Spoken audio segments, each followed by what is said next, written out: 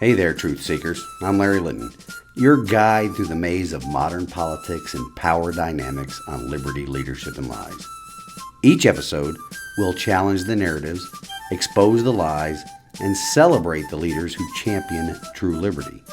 Get ready to question, learn, and maybe even change your mind.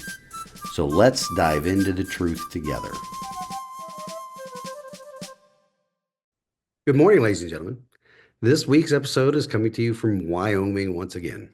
It's been a bit chilly so far, but nothing like my last trip up here. At least not yet, because old man winter is still hanging around. It is definitely not like what my younger brother and childhood friends have been experiencing up in central New York either, though. Those folks up there got hammered with snowfall this past week. Better them than me. Not much of a personal update this week, folks, but I do want to let the audience or thank the audience for the wonderful reception of last week's guest on the program. That talk went a bit long for a single episode, but not quite long enough to put it into two episodes. That will not be the case for this week's and next week's show. It will also not be the case for the following 2 weeks as I engage in a discussion about all things GOP politics in addition to other topics with another guest. Before I get too deep into introducing my guest this week, I have a question for the audience. Are you tired of the winning yet? I'm not. What I'm referring to here are some recent personnel actions within the Department of Defense. Many of you have heard this already, but for those of you that haven't, President Trump and Secretary of Defense Hegseth have essentially given the command, "You're fired," to the Chairman of the Joint Chiefs of Staff and the Chief of Naval Operations, among others. Now, there are many of my former colleagues in the Navy and across the Defense Department that are big mad about this and are trying to allude to the fact that these two, and a few others, were fired because of either their gender or the melanin content of their skin. Well, that's because that is how their worldview shapes them. Several of them stated in social media posts that if I support this, then go ahead and unfriend or unfollow them. Well, your wish has been granted. It is precisely why these senior leaders were selected for the position that resulted in them being let go. They were put in those positions by the previous administration based upon those factors, and not the reason for having a military in the first place. I know I have said this many times before, both in public and private conversations, as well as on this show. The most basic reason for having a military is this: lethality. The military's function is to kill the enemy and break their stuff, to be lethal in removing your adversary's capability to wage war on us. Nothing more, nothing less.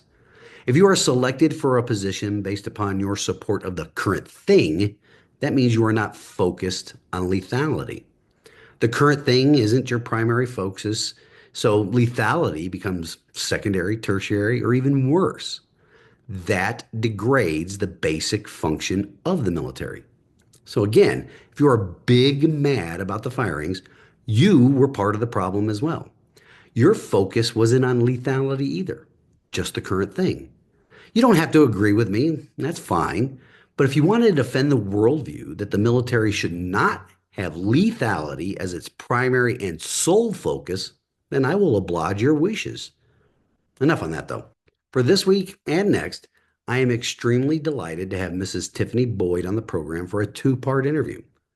Mrs. Boyd founded the Free Your Children organization in 2020 because she is dedicated to sharing the truth in love about education and equipping parents to assume the biblical mandate of disciplining and teaching their own children. Even though Free Your Children is a nationwide organization, she is home based right here in the volunteer state. She holds a bachelor's degree in interdisciplinary studies from MTSU. She's a former tenured public school teacher, homeschool consultant, speaker, and homeschool advocate. As I mentioned just a bit ago, she is the founder and administrator of Free Your Children, LLC, and the Free Your Children radio show, which has a worldwide audience reaching millions of people weekly. In this week's episode, we talk all things school voucher scheme here in Tennessee, as well as around the Republic. But more importantly, we talk about what needs to happen going into the future. Just like last week's episode, right after the podcast intro, we're going to dive right into the interview. So with that, Let's all take a stand in the arena with Tiffany Boyd this week, folks, and get on with the show. Welcome to Liberty Leadership and Lies, the podcast where we unravel the complex web of politics, power, and deception. Each week, we dive into the stories behind the headlines, exploring how liberty is eroded and the selfishness of our political leaders, as well as the lies that shape our world. Join us as we dissect the truth from fiction by examining the tactics used by the new aristocracy, the political class, at the local, state, and national levels of government as we dare to challenge the status quo. Get ready for thought-provoking discussions, exclusive interviews, and a journey into the heart of what really drives our society. Liberty, Leadership, and Lies, where your understanding of the world begins to change. Tune in every Monday morning and prepare to see beyond the veil. All right, podcast listeners. Today we have a special guest, Miss Tiffany Boyd. She's the founder of Free Your Children here, and I'm going to let her introduce herself, and then we're going to go into some questions that are going to focus on what's happening in the Tennessee General Assembly and her work here in the state. So, Tiffany, go ahead, take it away. Well, thank you so much for having me on as a guest. It is my pleasure to be here today and to get to connect with your followers. I guess I can start by saying that I founded Free Your Children. I won't say by accident, but if someone had told me years ago that this is what I was going to be doing, I would have told them that they were crazy. I originally started out as, well, first I was a former tenured public school teacher.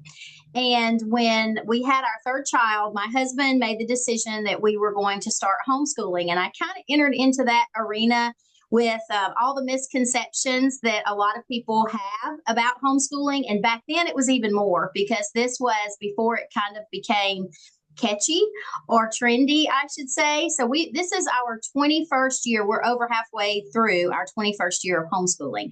So back, and I'm dating myself here, I know, but when we started homeschooling, the internet wasn't the beast that it is today. It was just starting out. And so finding other homeschool families in the state of Tennessee was sort of like finding a needle in a haystack. So it was really uncharted territory. And because I had been indoctrinated into believing that education was supposed to look like what it looks like in the government institution of public school, I really had to go through a deschooling process for myself and then for our older two children who had always gone to public school. So it was quite the journey when we started out.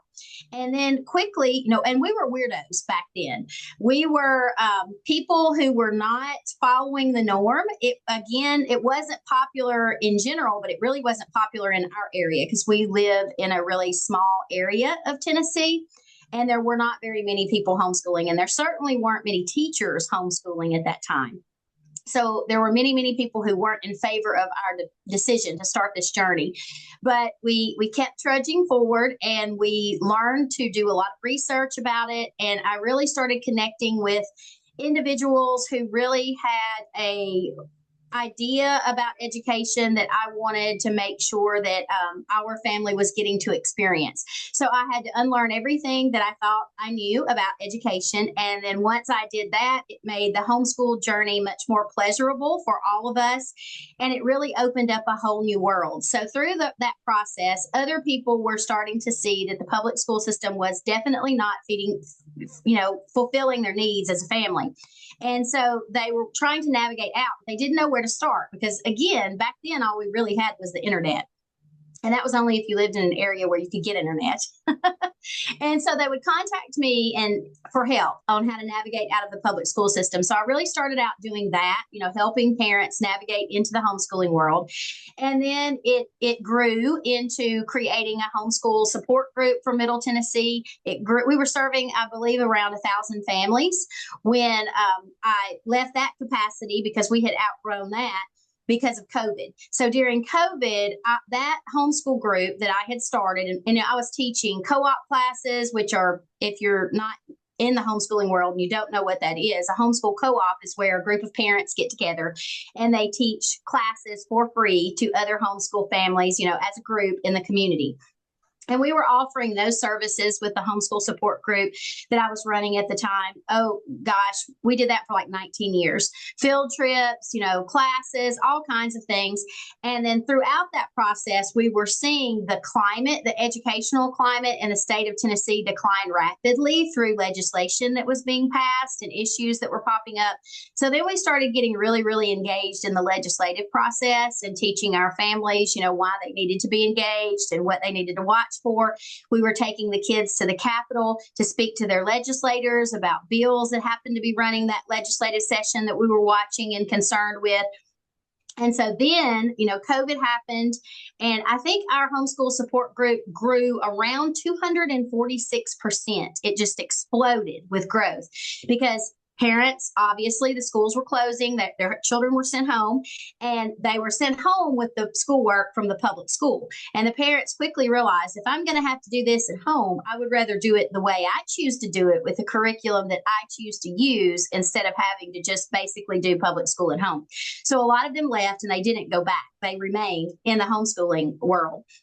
And so we had just experienced a phenomenal growth.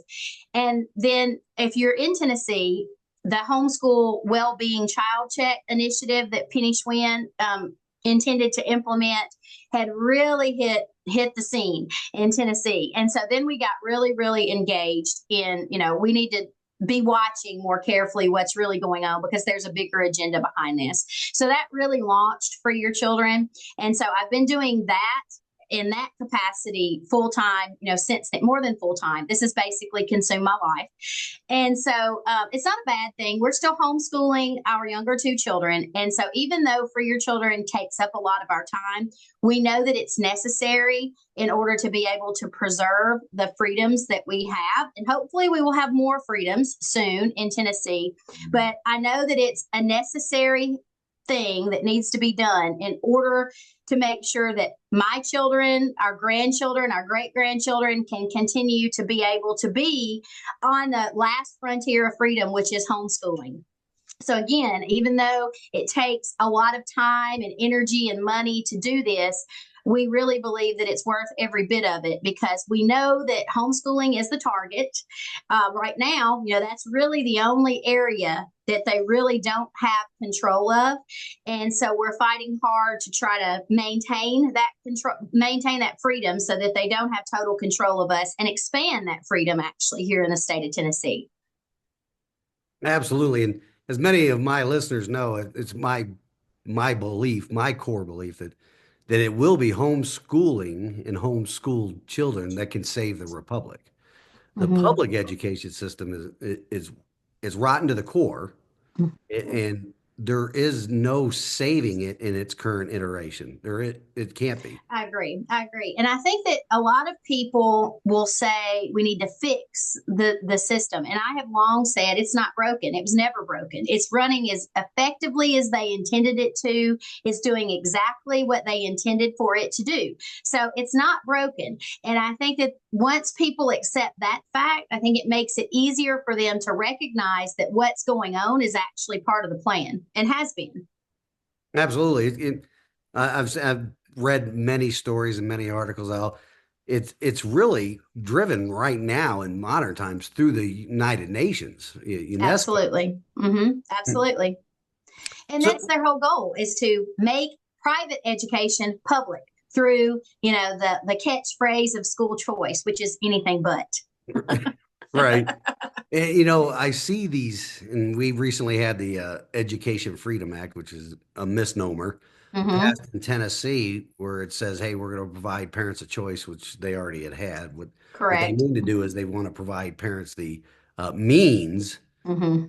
And I see the opposition. And I was talking about this with Nikki a couple of weeks ago. The opposition from the Democrats and the teachers up to this, and I don't understand that because it's really a de facto could takeover of the private education system. So Yes. it's just going to make the private education an extension of public, Mm-hmm. maintaining government control, which is Yes. something the Democrats and the teachers should applaud. Yeah, it's funny. I say it's part of the Hegelian dialect that they've been implementing, for a long time, where they pit one side against the other, but really they're all marching toward the same agenda, essentially.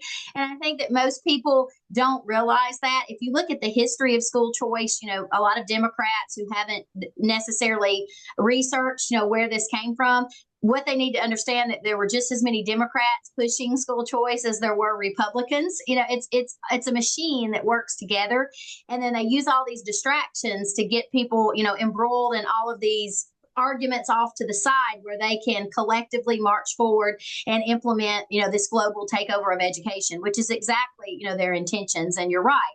Once they can control private education and all forms of education are government controlled, then they have the ability to control everyone. And it really concerns me that I think, especially within the homeschool community, because we're dealing with this a little bit with, across the nation, I know they're dealing with it, but Tennessee, I think, is one of the hardest states to try to get people mobilized. First off, and I know you and I were talking about this earlier, you said that you moved to Tennessee because you thought it was a free state. I think a lot of people move to Tennessee because they think it's a free state, and then they get here and they're like, "Whoa, what is this? This is this isn't what we were told. We thought it was conservative and we were going to have all these freedoms." And I think largely for the homeschool community as a whole, they think they're protected because they're homeschooling and that none of these agendas are touching them.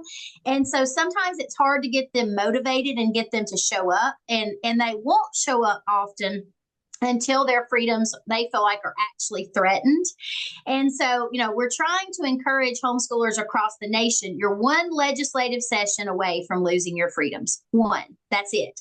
And every legislative session, they do things incrementally to erode those freedoms with all of these bills that they're running through the respective legislatures all across, the United States. And most people aren't watching because, again, if they've already left the public school system, they think, well, none of this affects me. We're over here raising our chickens, baking our bread, doing our homestead.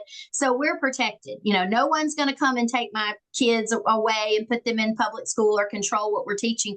And they could not be any more wrong. Right now, we were just a couple of days ago looking through all of the bills in the legislature, and there are tons of bills that threaten parental rights, educational rights, and constitutional rights in the state of Tennessee right now that everyone should be up in arms about. And you see very few people even addressing them because people aren't aware and they're not doing their research and they're not getting engaged. So I think homeschoolers need to understand, and private school parents too, but specifically homeschoolers, you are the target. They are going to come after you and you have to be prepared. And so I encourage all homeschoolers, not only the ones in Tennessee, but everywhere, don't be reactive, be proactive and get involved and, make sure that you're watching bills that are coming through the legislature. You're speaking up, you're showing up, and you're getting actively engaged because they really don't like to see a whole bunch of homeschool parents come to the Capitol. They really don't like that. They don't like to see their constituents show up there at all for any Correct. reason. Correct. You're exactly right. Because largely, most don't. The largest presence at our legislature in Tennessee, and of course, Free Your Children is nationwide. So I'm connected, to other people who do exactly what we do all across the United States. And one of the reasons why we founded Free Your Children was to bring all of those advocates together so that we would have a stronger voice.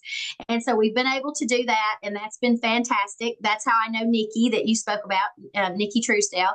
And I think that, what people need to understand and listening to them talk, about their states is the largest presence that you're going to see at a legislature. It's not the constituents, it's the lobbyists. And it's the lobbyists with the most money who are there day after day, all the time, really keeping a thumb on those legislators to make sure whatever bill it is they're running passes through. And they make it as difficult as possible for the average constituent to be able to make the trip, to the Capitol to follow bills through committee. And it's inconvenient. Most normal people have to work. And so it requires them to take off from work.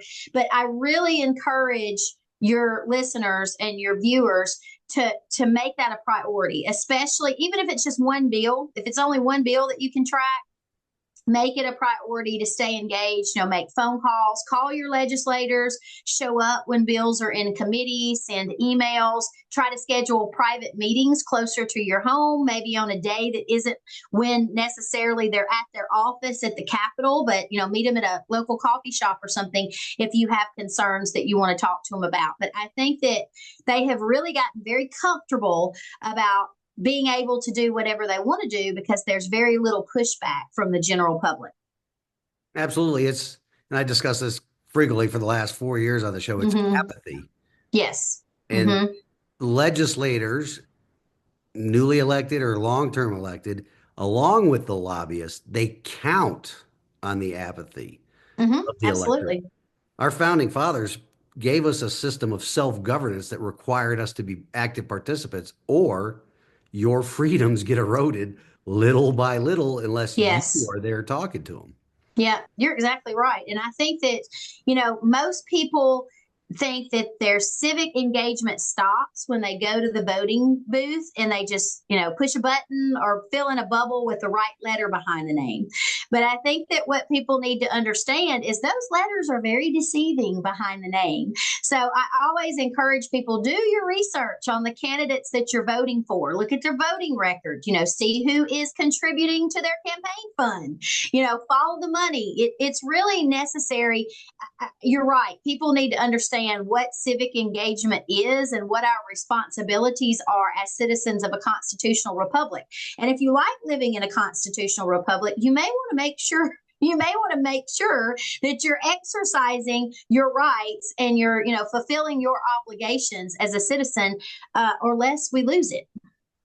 Right. Voting is the last item in your Yes. responsibility. Mm-hmm. Your daily, or even if it's just weekly, active Mm-hmm. engagement with those people that are sent to represent you. I Mm-hmm. mean, our Constitution gives us the authority, the citizens. It doesn't give it, it's built in because all power rests with the people. It gives us the right to direct their activities, to Yep. instruct them. It's Mm-hmm. the remonstrance part of our Constitution in Tennessee.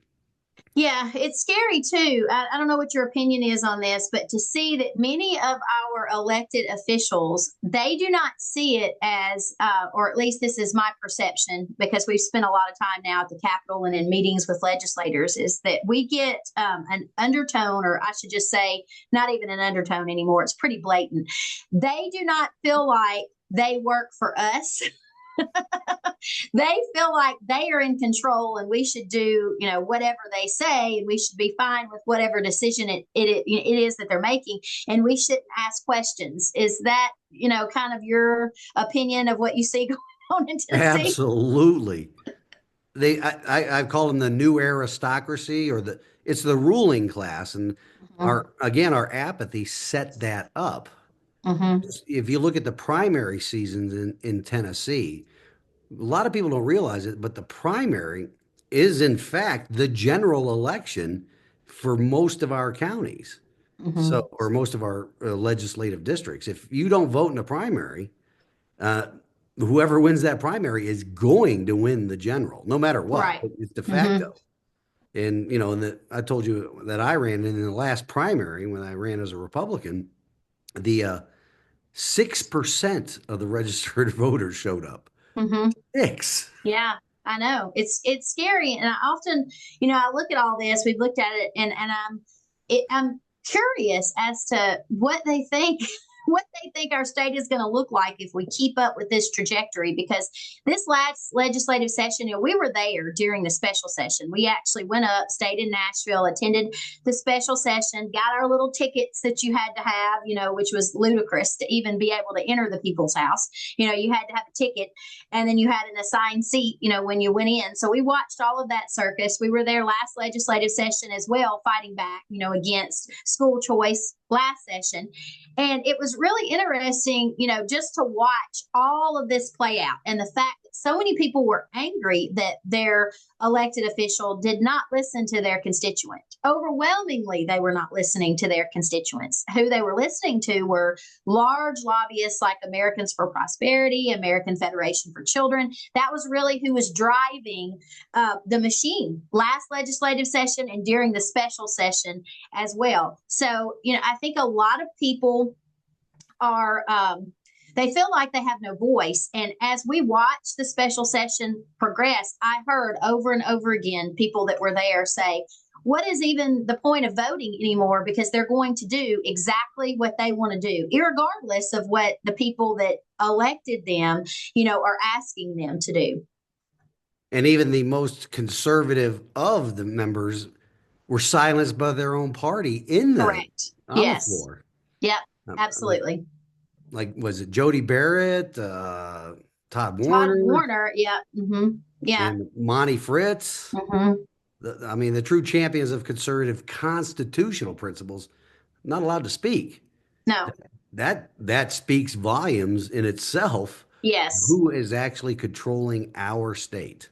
Yeah. And I think that voters need to remember this. And you're right. There's such a low voter turnout that, it makes it easy for the same names, to stay in power and get elected, over and over. And what is it they say? If you keep doing what you've always done, you're going to keep getting what you have. Yes, Einstein's definition of insanity. If you keep doing the same Yes, things over and over and expecting different results, that's exactly. insanity. Exactly. And that is what we have resolved ourselves to, I think, in Tennessee, is that, people complain about it, but they're not doing anything to change it. And it's really scary watching, I really started pushing back. Penny Schwinn was one thing that had nothing to do with, well, it did because our governor put her there, in that position. And I could go on and on about my opinion on that particular topic with him. But I think when the vote for TISA, the way that our educational system is funded, in the state of Tennessee, we had the old funding formula, which was known as the B. And they had a law or a bill that they were wanting to pass into law that would remove the old BEP and replace it with the TISA. And when we were looking through all of this years ago, we realized that doing that would allow them to usher in school choice in the state of Tennessee with far less accountability.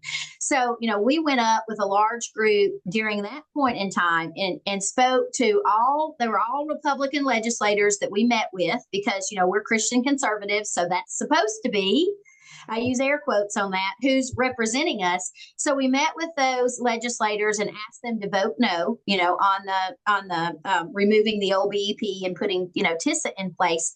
And we told them why. We took brochures explaining to them, about school choice and why it was a Trojan horse and why we were opposed to it and the history behind school choice and how it would erode the private school freedoms and the homeschool freedoms. And I think that the majority of them looked at us as conspiracy theorists and crazy. And then, of course, they passed that law. They replaced the BEP with the TISA. And of course, that was really the one thing that they needed to happen in Tennessee to be able to usher all of this in. And we knew then when we were talking to them, this is a huge problem. Number one, most people have no clue. They're just not educated and on the history of school choice, where it came from, what it is, why it's so nefarious. They just don't know. And then more don't want to know. Right, because they it's taken generations now to indoctrinate us in this free public school. Yes. And like I always say, if you get a free product, and there's nothing free about public school. Free, what's the quality of anything you've received in your life of a free product? Right. It's poor quality. Even though you're forced to pay for this free product. Talk about second, third order effects of your return on investment. And that's why homeschooling is the largest return on investment, because you're getting a better educated child Right. that's better able to participate in a system of self-governance. That's why public schools don't like that. They don't. Right. The government doesn't like people that will participate in the self-governance of the country. Because the Exactly. country, when in charge of the education system, is going to teach the children about Mhm. limitations on government, not a one. Exactly. And, you're right. You're creating independent thinkers, self starters, all the things that the public school system was not created, to create, to pump out. Because if you're going to be, because let's face it, if you don't know the history of school choice, there are a lot of books that I'm sure both myself and Mr. Linton can recommend to you to read on that so that you will better understand what we're discussing if you're not familiar with it. But it was to create I think it was Rockefeller that said it best. His goal was not to create a nation of thinkers, it was to create a nation of workers. They just wanted obedient workers to enter the workforce, do as they were told, not ask questions. Sounds familiar, right? That's exactly what happens in the public school system. Sit down, do your work, be quiet, don't ask questions. The bell rings, you get up, you go to your next class. And so they were conditioning all of these children, and they were great at it. That's why I say it's not a broken system. It's doing exactly what it was set up to do. And we see that, today in our culture is that most people get up, go to work, take their kids to daycare, drop them off in public school, whatever. When work is over and school is over, they come home, then they're running a million different places, athletics or clubs or whatever they're involved in. They have very little time one-on-one with their children, and then they go to bed and they get up the next day and they start it all over again. So our society has been so conditioned, generation after generation, that that's the norm. It's so hard for most families to think outside of the box. Yes, because public education definitely does not create or enhance or even delve into critical thinking. I mean, No. especially here lately it's all standardized testing. Mm-hmm. You are taught, you're teaching children to a test, not Correct. to think for themselves or think about why are they asking this question? Mm-hmm. That's definitely not it. And now there's this huge trend across the US, and Tennessee is no different. It's happening here in Tennessee too. Most of the curriculum is digitized. So they're sitting in front of a device and the curriculum is created in real time, meaning they keep asking the students questions over and over again until they condition them to answer the way that they want them to answer. And then of course they're data mining the kids, and they're, collecting all this data. And of course FERPA allows that data to be sold to the highest bidder in the name of educational research. They do not have to have parental consent to do it. FERPA allows that to happen. And if you look at the different apps that are running on these, digital curriculum platforms that they're owned, they all have FERPA disclaimers. So, once the parent, allows their child to use that digital curriculum, that's what's happening. And, I've seen a lot of it. I've had parents who, happen to be, I don't want to say lucky, unfortunate, it's probably a better way to term it. But if the kid had the Chromebook or whatever at home, due to inclement weather or the school was shut down for sickness or whatever, and some of the parents actually had an opportunity to sit and see what this curriculum included. And they screen recorded it and then sent it to me, and I've made some of that public, and as early as first grade, and it's embedded with all the social emotional learning, components that has become so popular because that's one of the largest ways that they're data mining the children. And of course, all that is doing is it is constantly attempting to change the thoughts, the attitudes, the beliefs, and the behaviors of the children from a young age, as soon as they're old enough, to go to school. And they're conditioning them to adopt all of these thoughts, attitudes, beliefs, and behaviors of the state, of the UN, of the things that the UN is saying makes the perfect global citizenry. So that is really what children are being subjected to in the public school system. And parents really need, and there's no such thing as a good public school. They're all the same, every single one of them. They're all doing the same things. So if you think just because you bought a great house in a wealthy neighborhood in the best school district that your children are immune from all of this, they're not. It's just a lie. And, unfortunately, a lot of the things that we're seeing come through our legislature are very to even a parent maintaining custody in their home, physical custody of their child. And again, they're watching. Here's an example of this. So I released some information about something called Mirror that is being implemented in Tennessee schools. So this is a mirror that either hangs on the wall or sits on the stand. And the kids, it's elementary school, and the children can come up and interact with this mirror. Well, the mirror uses facial recognition to pick up on if they think that something is wrong with that child or not, based on the way they respond to questions, based on the inflection in their voice or their facial expressions. And then they can alert someone at the school to the fact that this child may be at risk for X, Y, and Z. Well, now the schools have been loaded up with social workers, counselors. So then the professionals can come in and start, counseling or interviewing those children about what could potentially be happening that is making them seem like they need help or that there is a concern. So parents need to realize that, that this is part of the plan. And last legislative session, we really pushed back against the at-risk boarding charters in Tennessee. We did it the session before too, and people thought the bill went away. I knew that bill wasn't going away because that's part of the greater plan. Well, it came back last legislative session, and even some of the legislators who had previously been against it wound up voting for it. It flew through with bipartisan support. It passed. And now in Tennessee, we have literally, we are opening up at-risk boarding charters where these children are going to reside.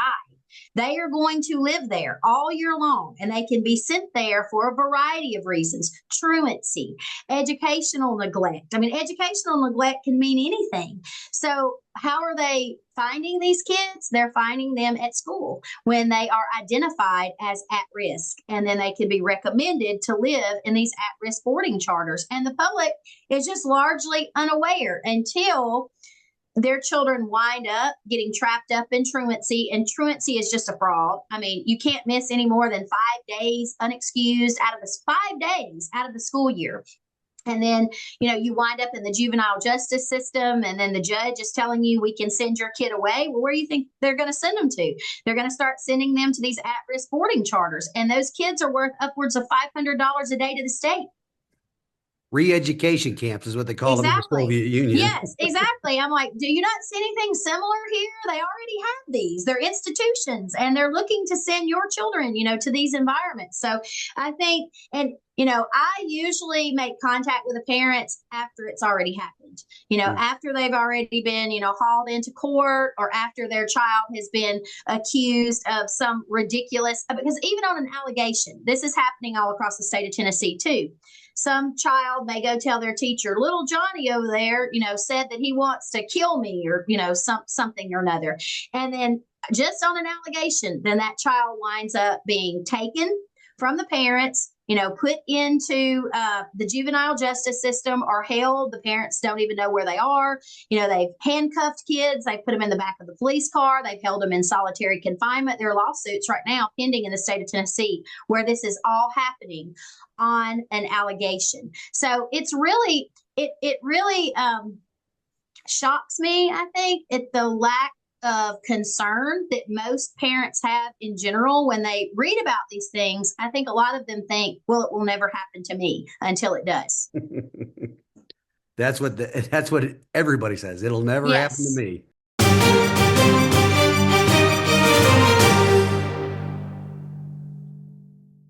Okay, folks, I'm going to break the discussion right here and bring you the remainder of it in next week's episode. If you would like more information, just visit the website of freeyourchildren.com and check it out. While there, you can sign up to receive Tiffany's newsletter so you can stay informed on this issue, which is vital to keeping our republic just that, a republic. This week's wisdom from God's Word comes to us from the book of Isaiah, chapter 54, verse 13. All your children shall be taught by the Lord, and great shall be the peace of your children. I know that I have repeatedly stated in the past that our system of public education is broken, but I believe Mrs. Boyd has stated it quite correctly.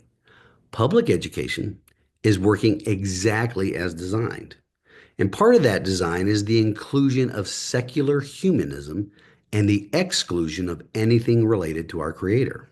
For generations now, public schools are performing their task of creating mindless robots, unable to think critically, and that will follow government orders because government has replaced the Creator as the source of our rights. It has purposely failed to educate the people on the type of government our founding fathers created and the limits we, the people, imposed on government to secure for ourselves and our posterity the very freedoms they fought, bled, and often died for.